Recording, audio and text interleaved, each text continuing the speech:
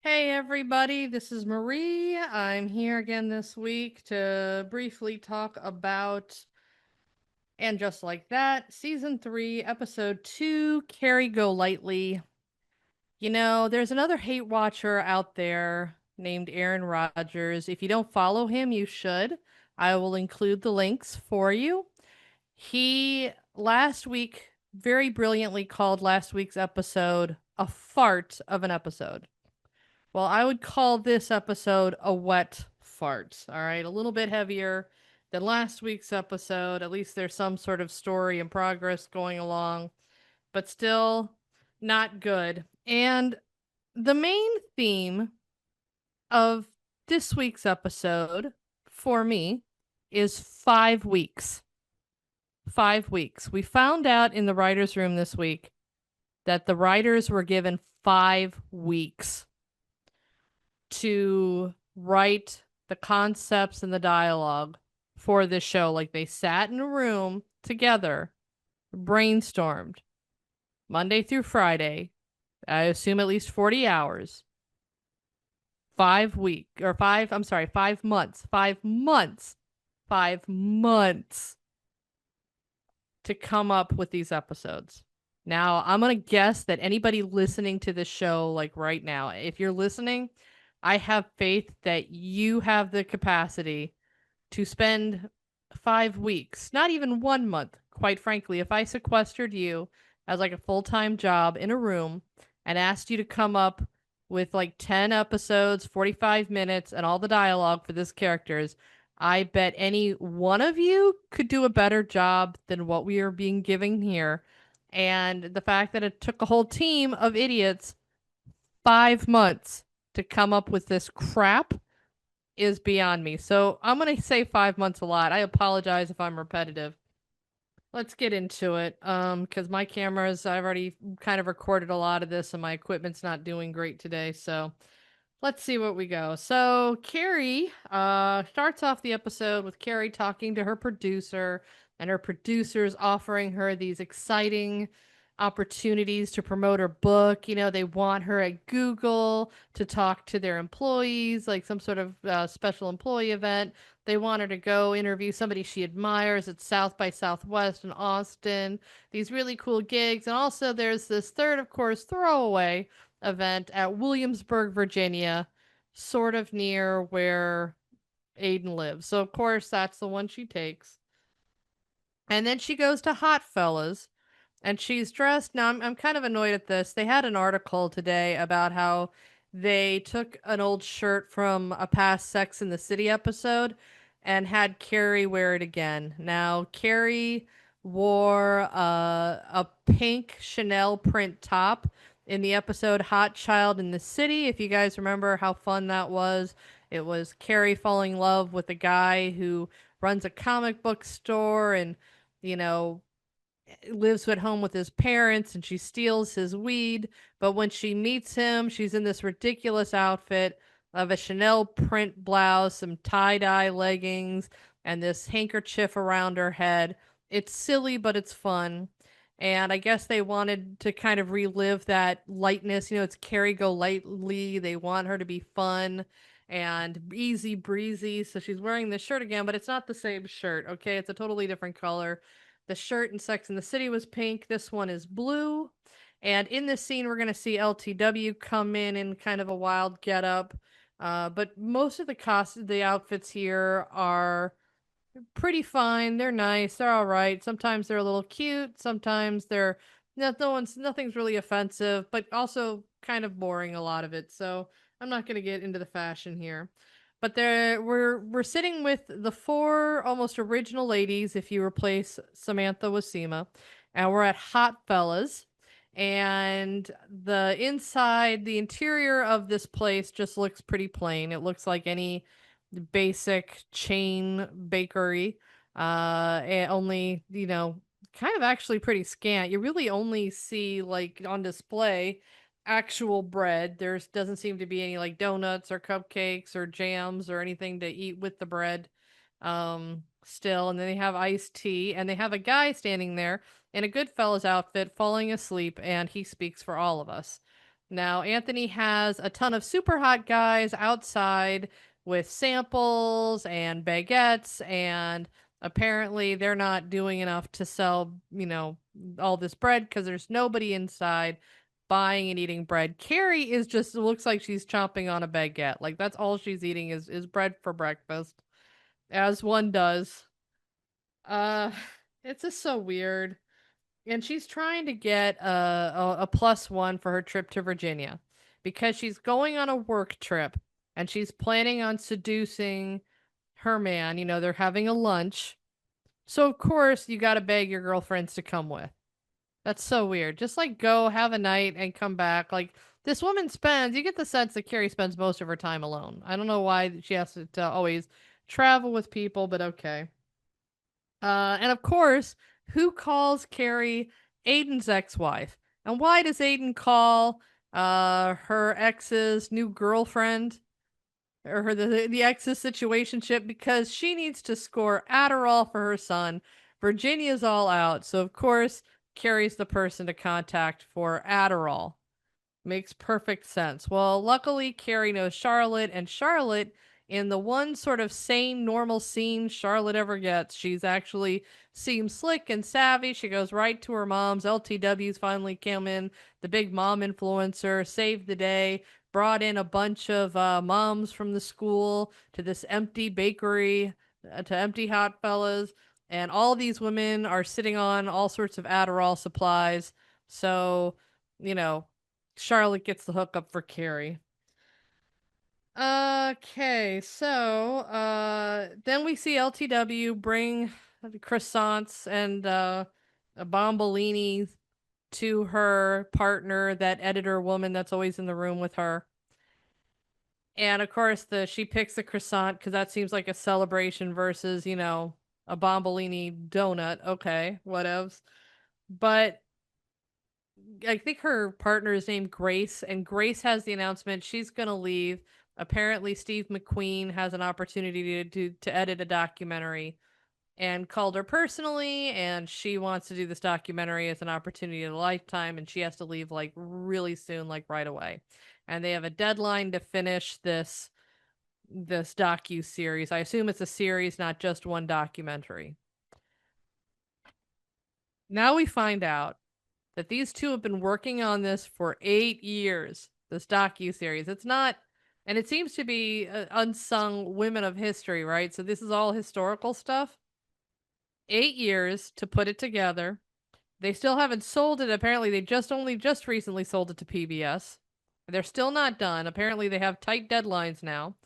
But they've been doing this for 8 years, and it's because Lisa keeps dropping in and out, a year in, and later on, Herbert calls her out, says she was in for a year, and then took a year off, and then came a year back, and then left for 8 years. And apparently, this whole time, Grace has been by her side and moving her entire schedule around to meet LTW's her family planning.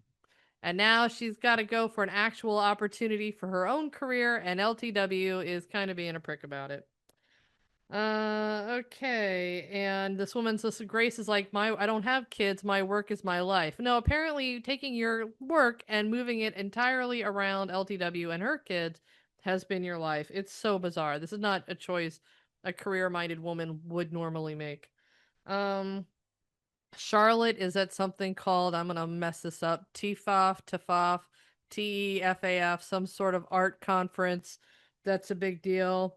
All of her gallery divas that she works with are all hung over. They're asking her for Adderall. They really wish she'd come out and party with them. And, she's sad. Carrie now, next scene. This is so stupid. Carrie and Miranda are putting together a cat tree for Shu. Miranda, who lives in an Airbnb, has been invited over to Carrie's place, her giant mansion, of which there's at least one or two spare rooms in there, to help her assemble a cat tree. Carrie's a biatch. And Carrie is telling Miranda, hey, I'm gonna, give Aiden a key as my romantic gesture when I go out to Virginia to have lunch with him. I'm gonna give him a key to his house. Man, I hope Big is rolling over in his grave because Big paid for that entire thing. His house, my butt. All right. So now we are back in Charlotte in the Golden Blots, their kitchen, and we're back to hysterical, wide-eyed, bugging out Charlotte, and her career is suffering because she's a wife and mom because she can't go party and make the commissions at the after parties. And Harry's all upset too that the young Turks at his office call him SpongeBob SquarePants and a guy who can't party. So he wants to dress sexy and have some Instagram moments. And, and the reason being is because her damn near adult children need fresh green bean and laundry sometimes. And apparently she has not taught these kids how to do laundry. I mean, it'd be one thing if these were like 5 and 6 year olds. I mean, we've established like Lily is 48, and the Rock, the Johnson or whatever. She's old enough to ask her mom to buy vegan dog food. She's old enough to wash her clothes and to know how much deodorant to wear. I mean, her kids are everybody is so stupid. I'm so tired of how dumb they are. Um. And of course, Harry wants to go shopping with Carrie. That's where he's going to get his style cues from because Carrie is cool. And Anthony is mad at Giuseppe, who's in this whole family, discussion for some reason. I guess they're having like some sort of lunch or meal together. And Giuseppe doesn't want to be objectified by wearing the hot fella's outfit, but apparently he's the only one capable of selling bread. All these other perfectly hot guys aren't doing it. And Anthony's begging for his boyfriend to sell this bread and so it's so dumb. Okay. All right. So I'm going to repeat this.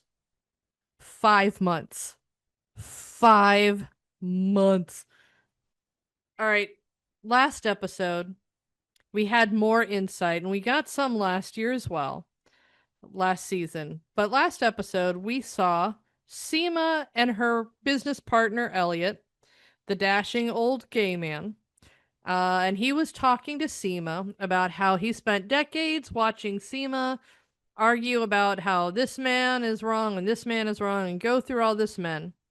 So he sets her up with the matchmaker, and Seema's like, "Oh, I'm sorry. I This is embarrassing. Elliot thinks everybody's gay." And in these various interactions and through this episode, we learn that Seema and Elliot have built this real estate business together, sitting side by side for 20 years. 20 years, and like I don't think Elliot thinks you're a lesbian. Okay? Like if he must know you enough. But then we get Elliot asks in this episode, Elliot asks Seema to come in. He's got news for her.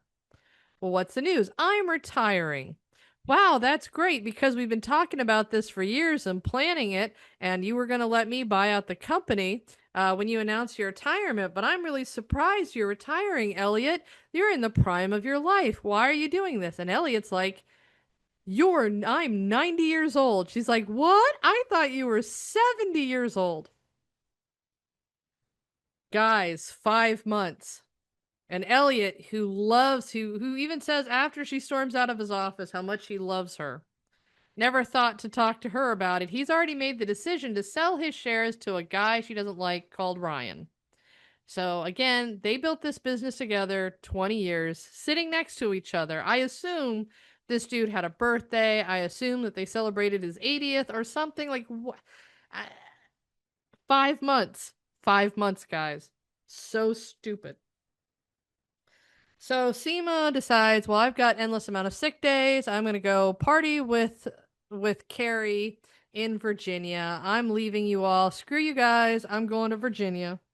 And she takes off and she goes picks up Carrie at her house where she meets Adam. Adam, the total. I mean, I get it. Everybody likes Adam because he's really hunky, but what a douche.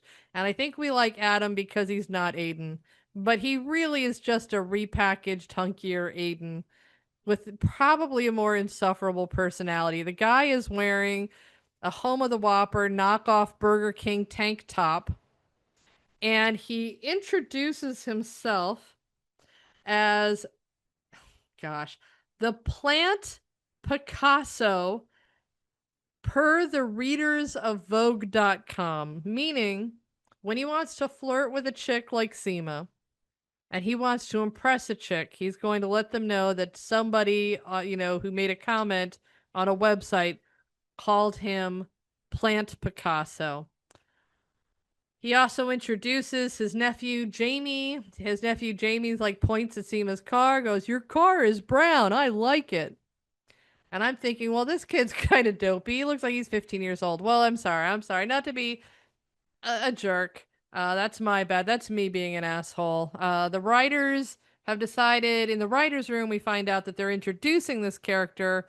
This is Adam's nephew, and he's on the spectrum. So we're gonna get loving at. I mean, it is Aiden, right? Like Aiden has the troubled son, and Aiden doesn't know what he wants, and he was hunky in his time, and now we have a newer, younger, hunkier guy with another kid, and it's the old, I'm the farm boy thing. It's another repackaged, dorkier Aiden. I'm not up for the Aiden reboot. That's what Adam is to me. And yeah, he's flirting with Seema. Seema's already, and they've established that, in the writers' room, that this is essentially a meet cute. That they're gonna try to get a romance to blossom between Adam and Seema, which is ick, and I don't care. And I'm telling you, all right, my feeling is this right now. A lot of people have been comparing this show to AI. They say it sounds like it's written by Chat GPT, or that Hallmark, the Hallmark channel is creating these shows. I say at this point, we've already destroyed these characters, right? Like the characters are done. They're done, they're toast, they're fried. They suck. We don't like him anymore, right? Like they can't make Charlotte worse. Miranda was like as worse as she could be during the Che years. They're already gone.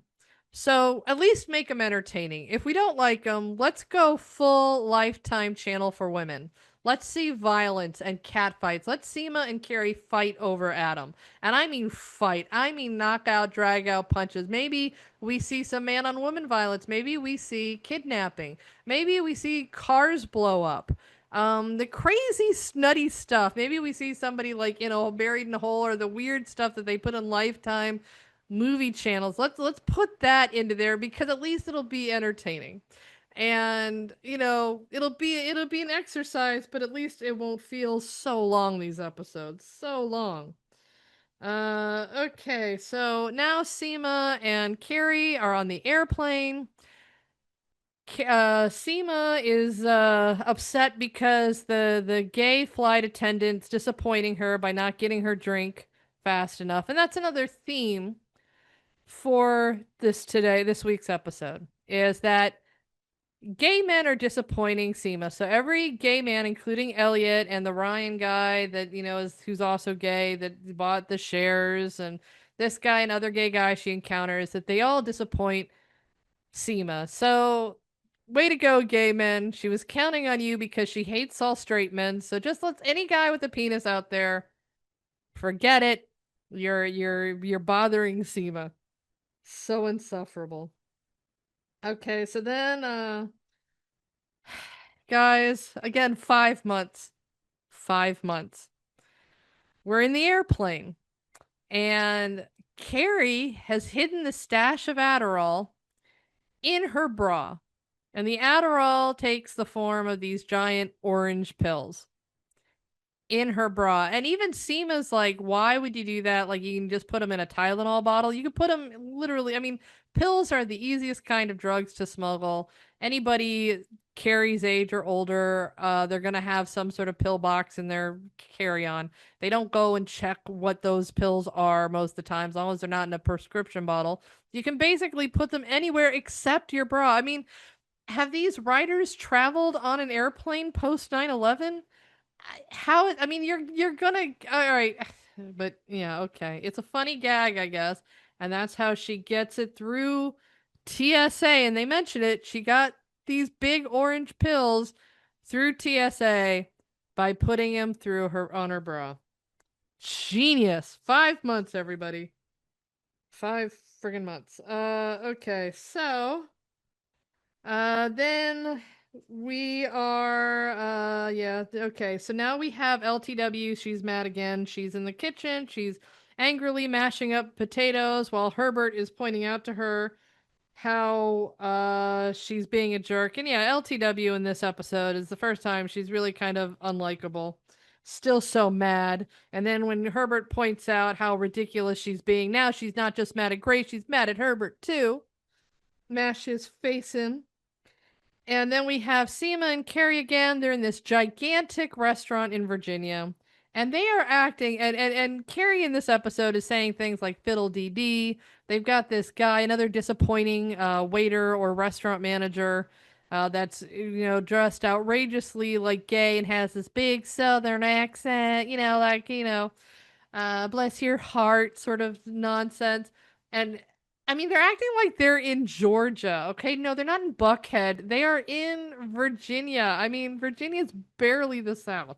And I know that in the Civil War they did they were kind of a deep South mentality, but you go to Virginia, there's not a lot of this really ridiculous. Oh, I want the Southern fried home cooking and this and the okra and it's Virginia. Crying out loud, these people have never traveled the United States outside of like New York and Los Angeles. I swear to God. Um, all right, so then Miranda is with this chick, what's her name? Joy or whatever, the British chick. And she's at a bar, because of course that's what a sober person does with their happy hour. And she's complimenting that the bar has the very best mineral water in all of New York. And Britta is teaching, they're flirting and they're not really like crossing any lines because I guess they're colleagues still. But this redheaded Britta chick or whatever her name is, she's teaching Miranda how to breathe, and so their hands are on each other's titties, teaching each other how to breathe. Because again, Miranda, a grown ass woman, does not know how to breathe and needs to feel it in a woman's chest to know how to breathe in and out. So and the writer's room, they're going all over each other about how hot this was. Okay. So now Charlotte is partying with Harry.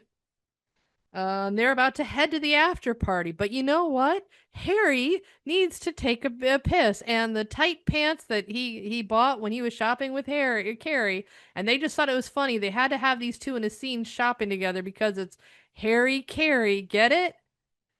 And so 5 months, 5 freaking months. And they get this shot of Harry goes in and the big thing is the jeans are too tight and they have all this whole button fly that he can't get off soon enough after 4 drinks. So he pisses himself in the bathroom, but he doesn't just piss himself in the bathroom. He does spins around the urinal. It's all wacky and funny and he's basically facing any guy who walks in there. I mean, I would imagine any man in a normal situation like that would not face the wall at all times, be in the corner, and not like just spin around and look at dudes weirdly as they're coming in and out of that. It's so weird. They had to make Harry piss himself. They didn't have to do that to Harry. And Harry's like SpongeBob SquarePants is now SpongeBob Wet Pants. 5 months. 5 months.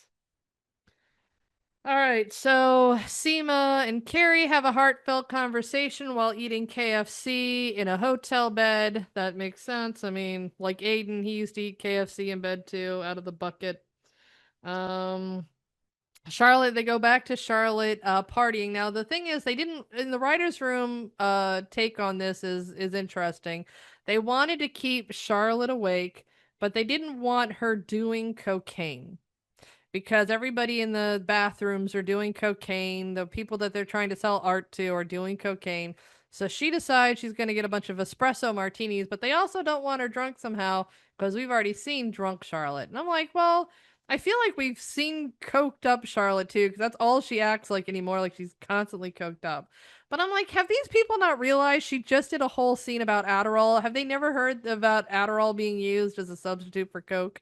And that it's, and you think they know drug culture, but apparently they don't. I don't like don't write about drug culture. It's I don't know. I don't know. It's so dumb, but Charlotte, she goes and one of the guys, her or that blonde fat chick that she works with, Leela or whatever, has a big crush on this dude that they're trying to sell a painting with, and Charlotte tries to let him know that this chick has a crush on him. He thinks it's Charlotte, so he starts trying to make out with Charlotte, and she runs off and into the daylight. Partying's not for her. Okay. Then of course LTW goes back to her coworker, apologizes for being a rag. Okay, now again, we go back to the Seema and Carrie shit show in Virginia. 5 months. 5 months. They're at the rental car place. The rental car lady's like, Miss Bradshaw, we have a problem. Your driver's license expired in May of 2017. And again, and she's just like, well, I travel with a passport and nobody IDs me at bars anymore. Yeah, but I mean, you're still talking to your publisher about all these different appearances you got to do. You still travel the United States. They still require now. They've been a lot of states have been requiring real ID. It's been federal. I know, but I mean, even months before the pandemic, a lot of these states were requiring their people. I believe New York was one of them. I have to look that up. But you had to get like real ID if you were going to be on a plane traveling in the United States, whether you had a passport or not. But also, 2017, her driver's license says Bradshaw and not Preston. I just I don't. All right, but and of course she forgot. She forgot. She knew she's renting a car. Like, how long does she think driver's licenses stay for? Like, who forget? Maybe this is a New York thing. Maybe I'm overthinking this one. If any of you guys New Yorkers who don't drive, I know that when I lived in Chicago for years, nobody drove ever, and people barely paid attention to that sort of thing. But I just sort of feel, and she votes. Wait, these are people who vote, right? These are liberal women who are very political. Well, maybe Carrie's not so political. I don't know. It just seems like a weird 7 years. Like your driver's license is 7 years expired, and you don't know that. Like, even I would imagine online purchases sometimes. I've run into issues. Even when I get like DoorDash, and look, I'm by no means a young woman at all. I'm in Carrie's age range. I haven't had a period in a while. All right, I still get ID'd fairly regularly, especially if I order anything on DoorDash. It's so stupid. All right. Okay. Giuseppe saves the day because again, Giuseppe's the only guy that can sell this bread. He's the only hot guy doing anything. And Anthony's wearing some sort of uniform that says Billy on it. He's doing okay filling it out though. All right, and so Seema takes over. She's driving the car because she has a working driver's license, but apparently she's a terrible driver. And she teases Carrie and calls Carrie Adderall Bra Express. That is her nickname for her. And the writer's room, when they read that line out loud, they all laughed. Like they took a real hardcore laugh out loud break. Adderall Bra Express. 5 months. 5 months. And so Seema is like wanting to FaceTime while driving. Carrie has to convince her to go into a parking lot. The parking lot has one of those spike things.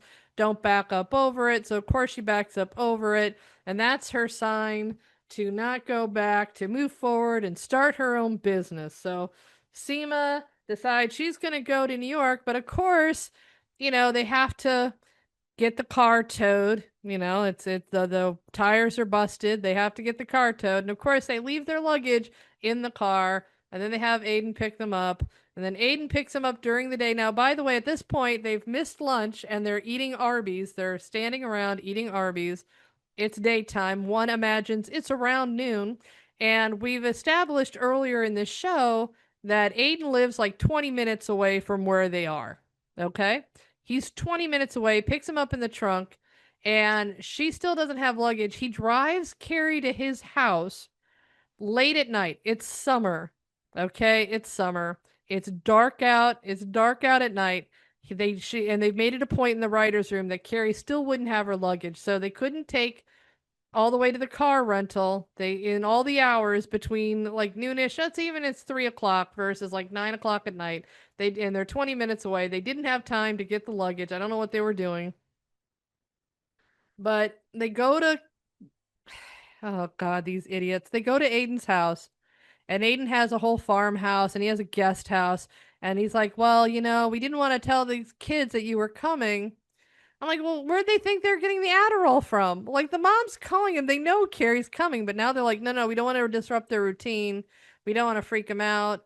So why don't you stay in the guest house and we'll introduce you tomorrow, but we got to keep you this big, hidden, shameful secret because God forbid you disrupt one summer night. These kids are out of school. It's so dumb. It's so, so, so, so dumb. Everything is just so dumb, guys. It's dumb. It's bad. 5 months. 5 months. But I'll tell you what, guys. I'm hoping that this recording works out well. Like I said, I was having some real technical difficulty today, and I'm hoping I can get them fixed because tomorrow night I am going to be live streaming 8 p.m. Mike Harlow. We're gonna do a hate watch party of this on his locals. I will include a link. I think his locals is something like $5 a month or something. It might be worth it for the hate watching. He does it every week and just like that. And there is like a lack of enthusiasm even among the hate watchers. We saw it dip down last season. It's dipping down further. But I do recommend tuning into Mike Harlow and Elliot Rogers and I forget those guys' names who do And Just Like Crap.